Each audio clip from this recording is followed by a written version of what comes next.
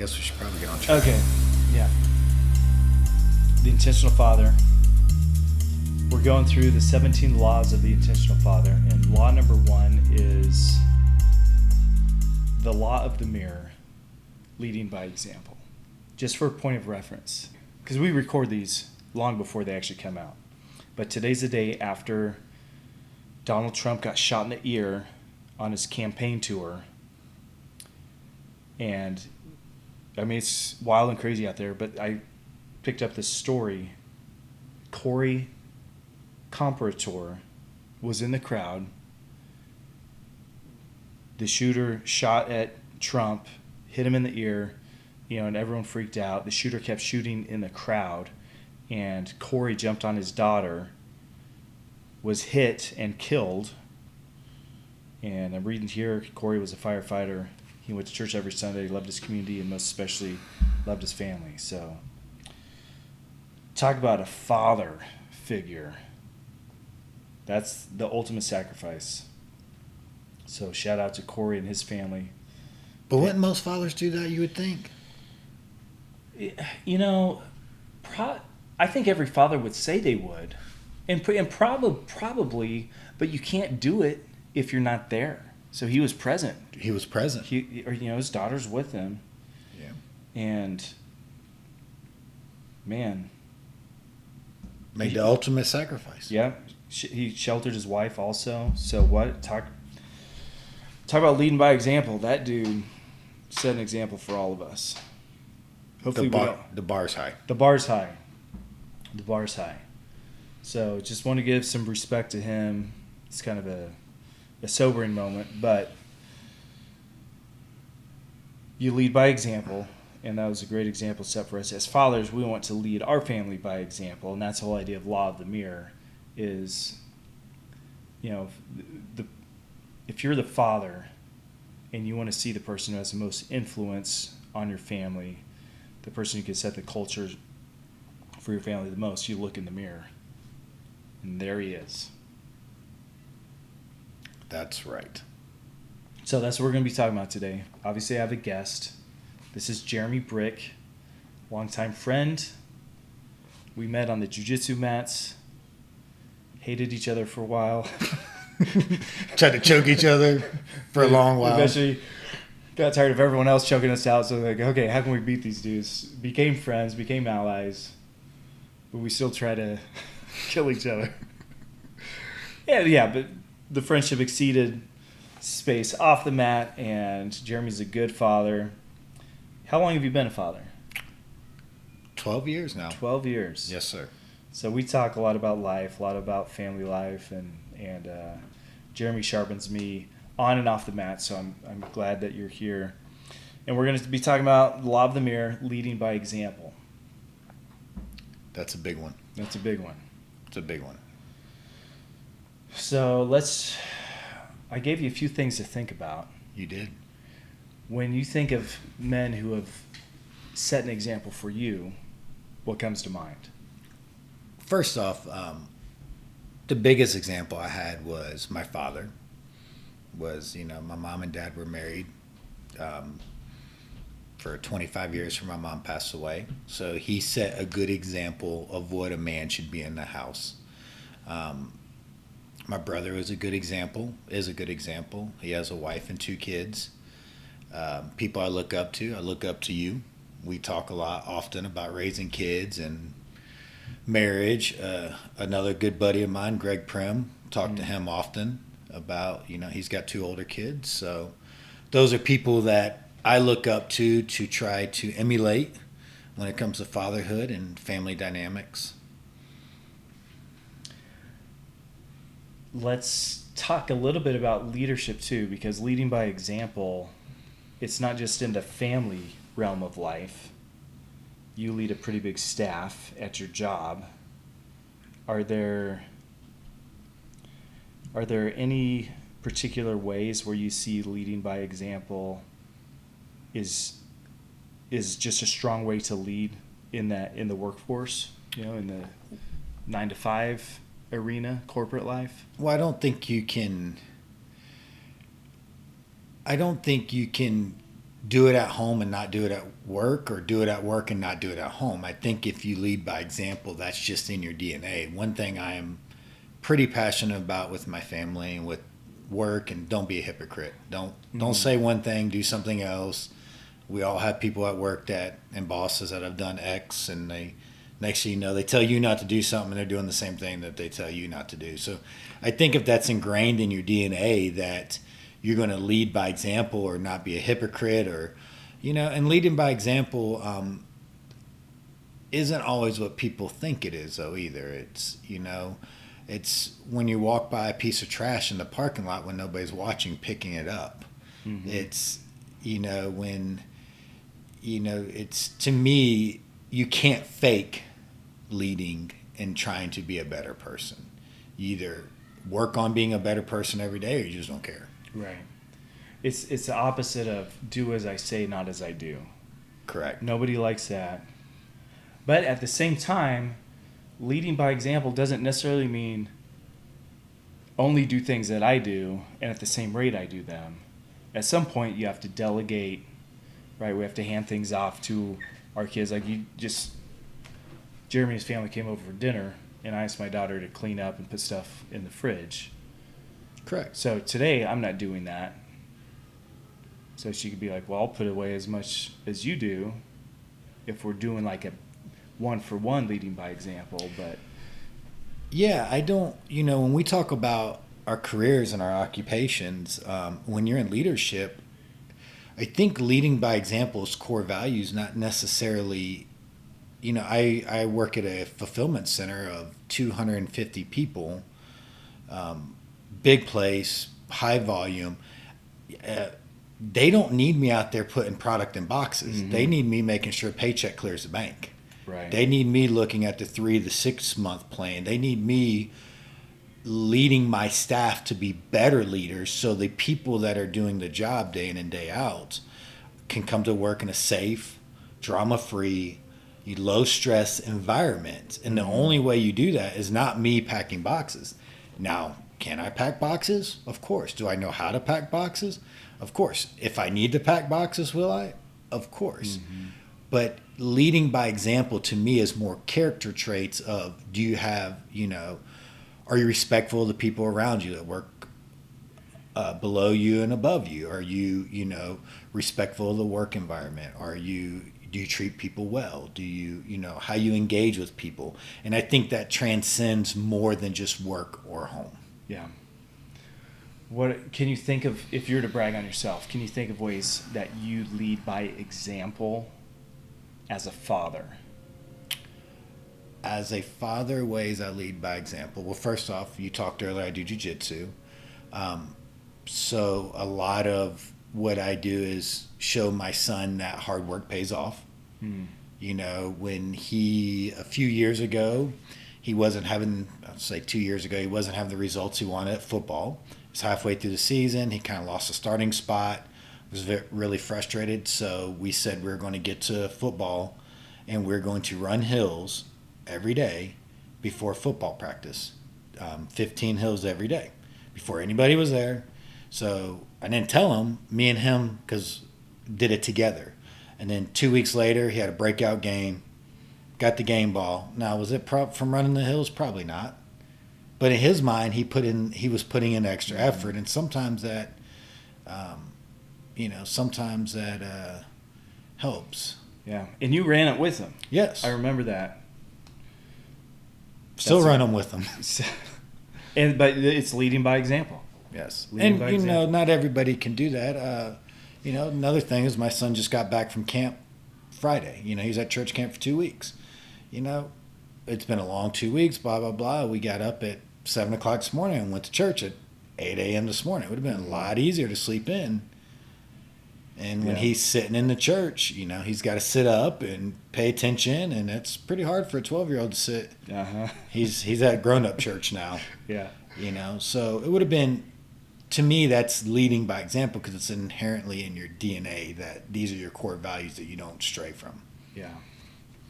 Well, and part of the reasons I made this law number 1 is every other law is built upon them. So things when it comes down to our character, our behaviors, how we run our finances, if we're not leading by example, kids see right through that. Because sometimes there may be people who know the right answer to give, but they're not living it out themselves. So I think of personal trainers that are overweight. And it's like there's one particular a gym I go to, and I see them in there, and I know the exercise that they're having their clients do. I know they're good exercises.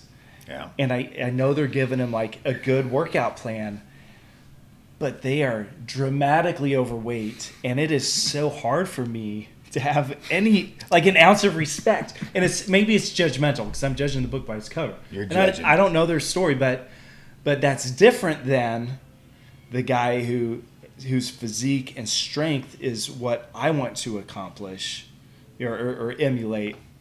It's like that guy. He's walking the walk and talking the talk. And man, if I think so much of this with your kids, you can't fake. You can point them in the right direction. You can say the right things with your mouth, but if you're not living it out, eventually they're going to see right through that, and that's where that double standard exposes us. And nobody likes the hypocrite or the person who says it but doesn't do it. My worst ones are wrestling parents. Oh gosh, wrestling fathers and mothers are the absolute worst. Jiu-jitsu too. Mm-hmm. Jiu-jitsu, I think a lot of fathers and mothers do jiu-jitsu, so they learn how to be quiet. But you know how many wrestling tournaments I've been to, or wrestling rooms, or the mom and dads are clearly not in shape, yelling at their kids at the top of their lungs to work harder, to try harder, to stand up, or whatever. And you're like, dude, you can't even make it up the steps without falling. And I'm not here to shame anybody, but if you're going to expect your kids to value those traits, then you have to respect yourself enough as the father. And football parents fall in there too. I've seen it, all sports parents. You got to respect yourself as the leader of the house and the father to set that example that I care enough about my family to at least take care of myself well enough to be here for my family. Right. Because and I was in that position, 10 years ago, grossly overweight, corporate job, doing the American dream, getting fat and happy with the white picket fence, but that's not what my family needed. Yeah. My family needed me to be a leader. Yeah. That's good. Parents at these sports games. Horrible. Oh man, horrible. I think sometimes, and we're doing it too. We're setting an example in ways that we don't even realize. Things that, because I was thinking about this, I'm like, okay, how am I setting an example? But just at like our everyday moral character. Things that you're joking about stealing napkins from Chipotle. It's like, is that stealing or is it just grabbing more than you need? But those things add up, and sometimes there are temptations where it's like, ooh, I want to push the boundary here, but when those eyes are watching, I'm thinking like, okay, would I want my kids to behave the same way? Man, that's a good moral compass realignment, and go like, no, I just don't need to do that. And whether it's how we carry ourselves, how we interact with other people, the language we use, all of that, we're setting some sort of example by just how we live every day, every single day. And I believe your children pay attention a lot more than they listen. And, like you said, when it's just you and them and nobody else are around, your true character will come out, and it's going to come out in them too. Mm-hmm.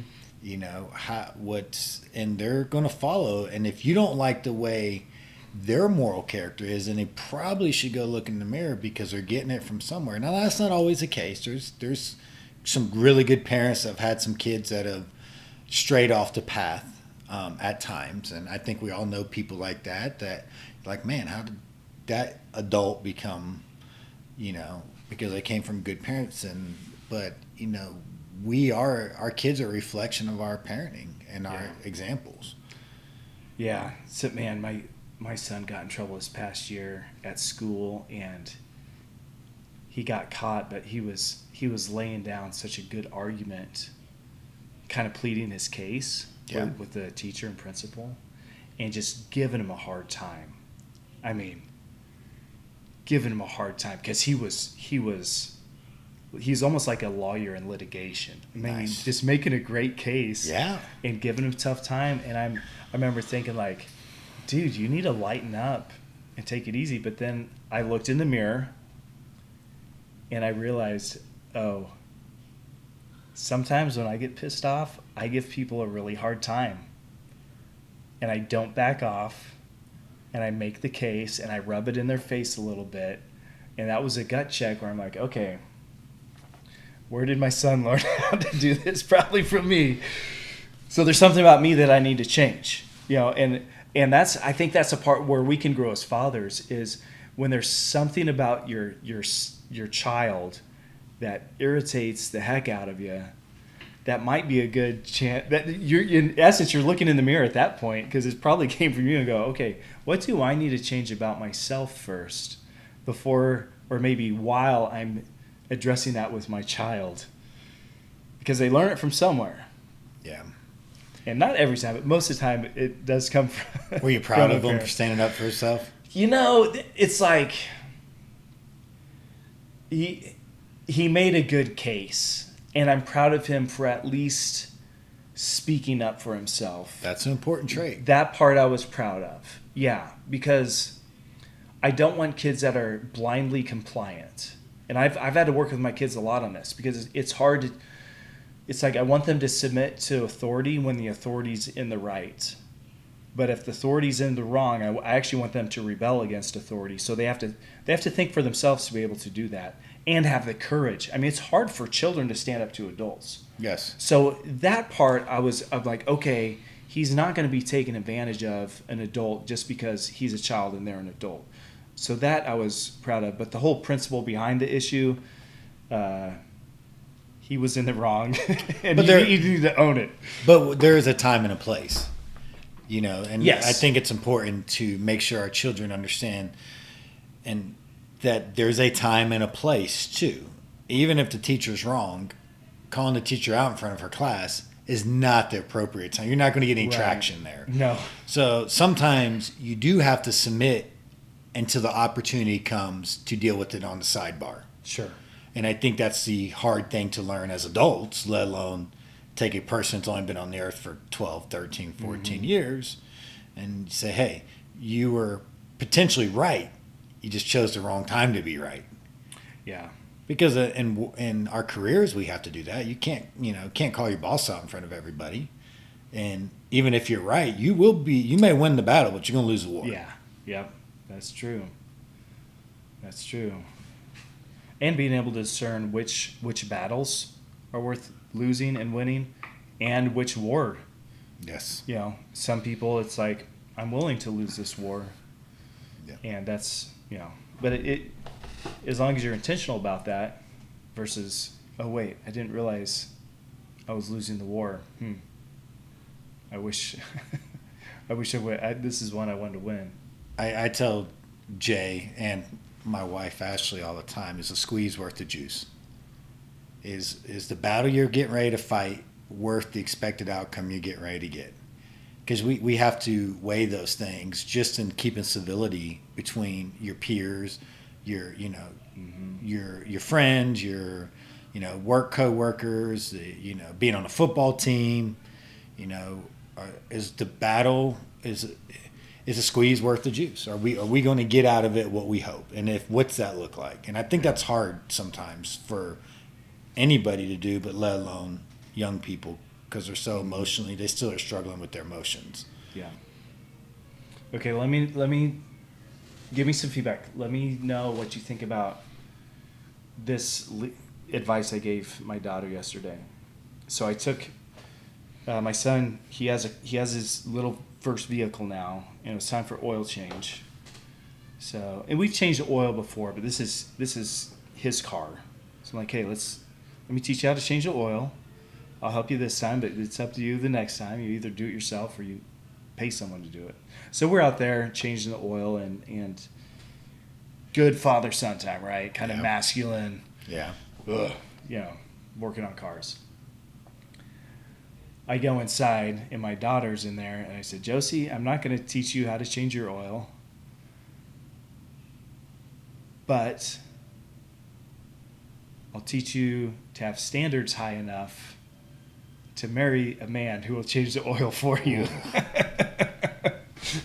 Good or bad? Should I have taught her to change the oil, or is it like, let the man be the man of the house and let him deal with that? I don't have a daughter, thank God. I think if she wanted, I think it's important for kids to be exposed to a lot of different things. All right, you never know. She may want to be a mechanic one day. And by you showing her how to change the oil may have took her a different line of work. At least if you showed her how to do it, she won't be taken advantage of in her single years when she takes it to the oil change place. Mm-hmm. And they want to charge her $200 for oil filter and oil when she knows it only took her and her dad 15 minutes to do it. So, I don't want my son to be reliant on a woman to do certain things, and I don't know if I'd want my daughter to be reliant on a man to understand certain things. Mm-hmm. Now, in my household, I'm responsible for making sure the oil gets changed in the cars. Mm-hmm. You'll make Ashley crawl under the car and change oil? No, we just drive it up to the dealership and they change it. But I think, do you teach your son how to cook? A little bit. He doesn't engage a whole lot in it, though. But you've taught him how to cook, right? Mm-hmm. And some would say you would want your son to find a woman that knows how to cook. Mm-hmm. So why would you not teach your daughter at least to be around and be observant so she's not dependent on a guy? Yeah, that's fair. Or get taken advantage of. Show her what the air filter looks like. Show her, mm-hmm. how it's done. How to, because I wouldn't want my son to be dependent on a woman for certain things. And I don't know if I'd want my daughter to be dependent on a man. Yeah. Or be in the position to be taken advantage by somebody else. Yeah. Well, right now she's dependent on me, and I don't mind doing it. But I was proud of her for this. When I told her that, she goes, oh. She grabbed her journal, and she's like, I'm going to add that to my list. So she's creating this list of qualities she's looking for in a man. Are you going to find those? And it was like number 81. Wow. She had 80 things written down. She's going to be single until she's 40. God bless the man she marries. Oh, yeah. God help us. Set the standard high, dude. Set the standard high. Yeah, well, most likely she's going to marry somebody similar to her father. Yeah. She'll. It's funny, they're not dating yet, but I'm waiting for the day. But she'll marry a good dude. Well, you set a good example for her to follow. So, except on that time. I don't know. We need to talk to her after this podcast. Because part of me is like, well, am I setting the standard too high for a guy? Because I'll change her oil and whatever. But I'm like, nah, if he can't handle that, he doesn't deserve it. I'm the overprotective father. Aaron's not an equal opportunity father. If you're not cutting the grass and changing the oil, you want to marry my daughter, you got to change my oil too. Change her car and my car. Yeah, the standard's so high, poor thing's going to be lonely till she's 50 and marries her cat because nobody checked all the boxes. That's funny. Okay, what else should we talk about? Ooh, I don't know. We've talked about a little bit of everything. It's your podcast. So let me ask you a question. Okay. Switching the roles. When there's there been a time that you failed at leading by example, and as a father, how do we correct those things? Yeah, that's a good one. Well, I told the story earlier of just, and that's kind of over years, but watching my son be so argumentative, debating, fighting to win, prove a point. So that was a compilation of over the years that I've caught. Oh man.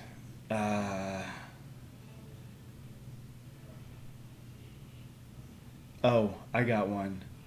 There's, as my son got old enough, there would be like some Instagram reels or short little videos that were I'd say inappropriate or on the line of inappropriate, just kind of bordering stuff I would never pull out at church and show, or if there are other kids around, wouldn't do that, but they're funny and we're kind of showing them to each other. He ended up sharing something like that with a friend at school, and the friend showed his parent, and that came back, and it was one of those like, you know what, that is inappropriate, and that was totally like,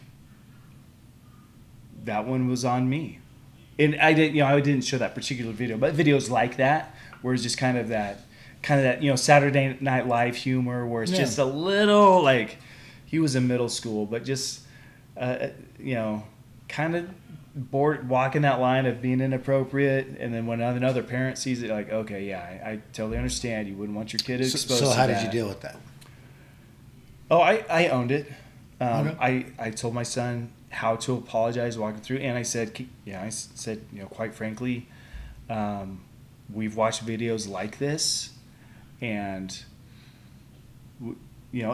explain to him a little bit of what I would share with you, I wouldn't share with everyone, and some of this could be really offensive to certain people, depending on their background and history, and that's what had happened.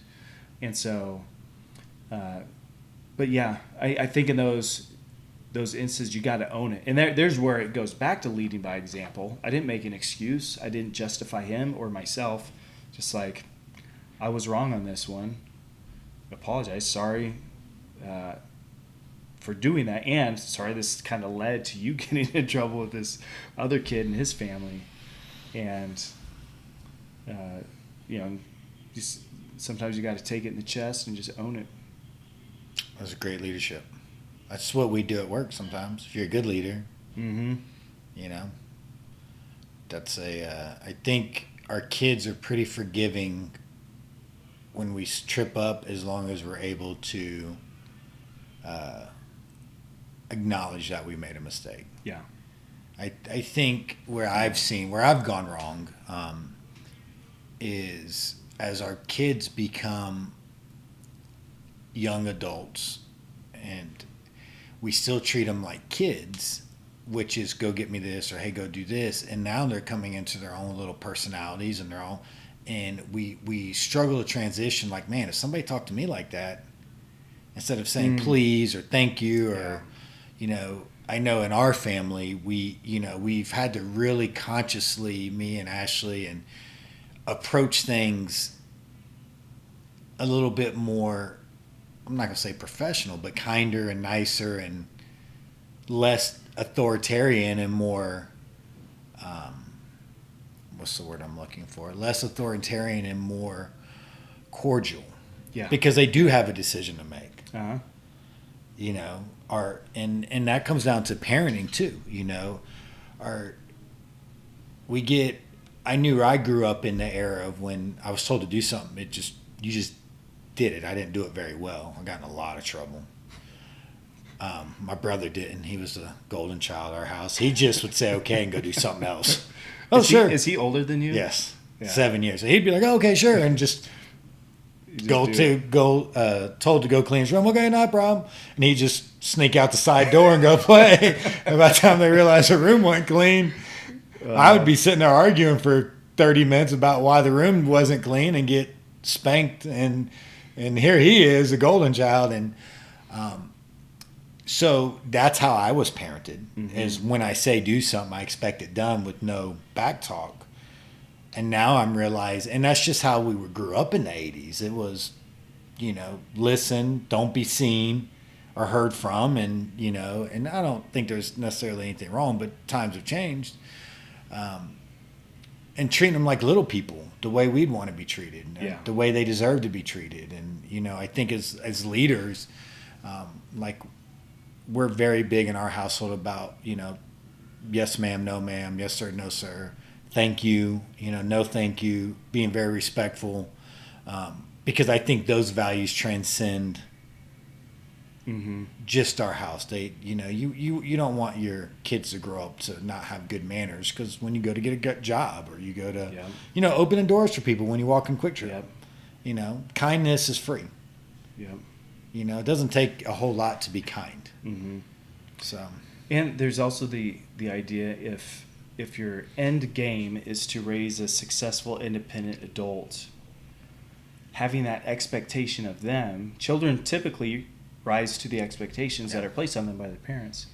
But then you're also treating them that way. Because, of course you need to treat a baby like a baby and a child like a child. But when a kid gets into adolescence by definition is being a child and adult at the same time. And it's like, well, are we going to lower our expectations or raise them?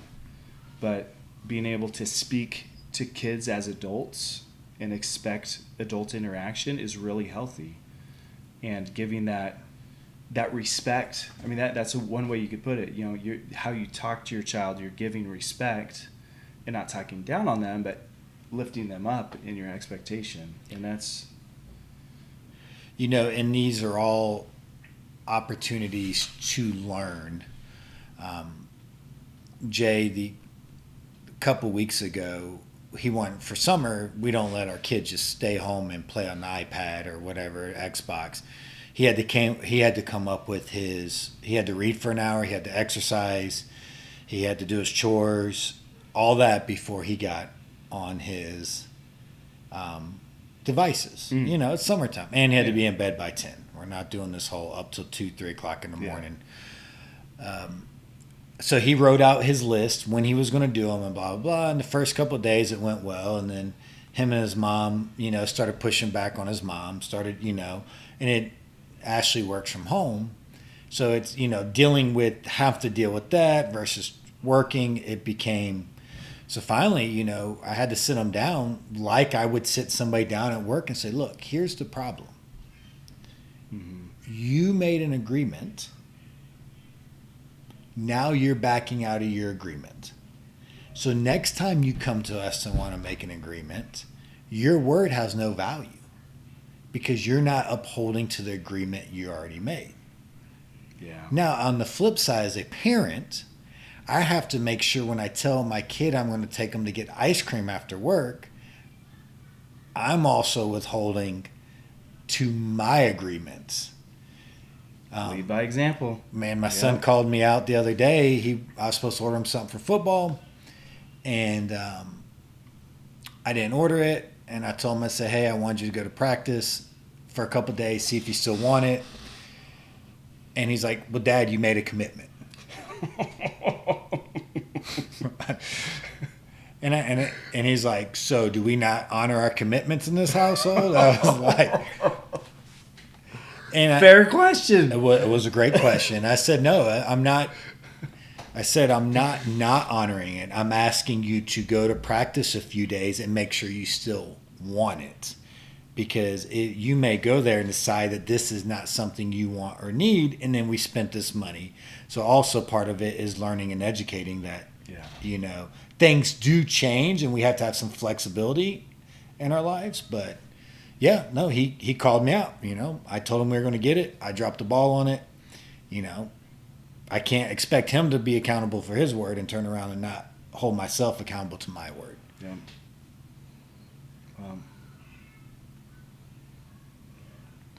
kids, we could do a whole episode on just how kids make fathers better as people. Man. Yeah, but do you think fathers want that? I think it's hard for a lot of men to go look in the mirror and say, man, I think we all suck at fathering. Some of us just suck a little less, because I know I come up short all the time. Oh yeah, but I'm just saying, who I was as an adult before having kids versus after, I felt like I've had to just step up what kind of person I am. Yeah, but you've chose to do that. See, I believe when you become a father, you have a choice. You can continue living the way you're living. Yeah. Or you could try to be better. And the real question is I would like to think a lot of men, because it's an Intentional Father podcast, are trying to be better fathers, but we put so much time into being better at work. We put so much time into chasing those corporate promotions. We put so much time into wanting to have that highlight vacation we could put on Instagram or Facebook or whatever. When's the last time we put time into being a better husband, father, leader of the household? Well, because none of that, you can't show your kids emotional intelligence that you've continued to develop over their life. That doesn't show well on your Instagram reel. Right. Yeah. And it doesn't show well when we turn around, and you can't highlight those. And we're such a highlight society, the newest car, the newest house and all that, that's what everybody wants to look at. But when you look at the emotional health as a family, how many men are investing into the emotional health of their children, their wife? We train jiu-jitsu.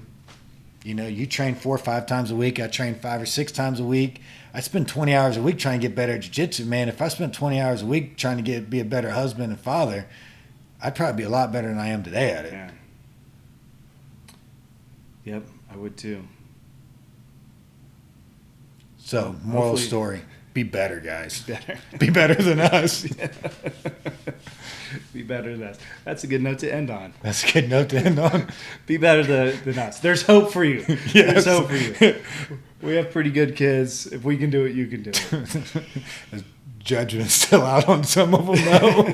Yeah. They're not adults yet. They haven't graduated yet. And Josie's not married, so we'll let you. We'll recap in 15 years if she's got a husband or not, or she's the cat lady with 17 cats. Because Aaron had an 84-point list of. I didn't make the list. She made the list. Yeah. I just made the 81st. I helped her come up with the 81st thing. But it's great. She has standards. She has standards. Yep. I love that. She does. Okay. Well, thank you. Thank you. It's good. Catch you on the next episode. See y'all.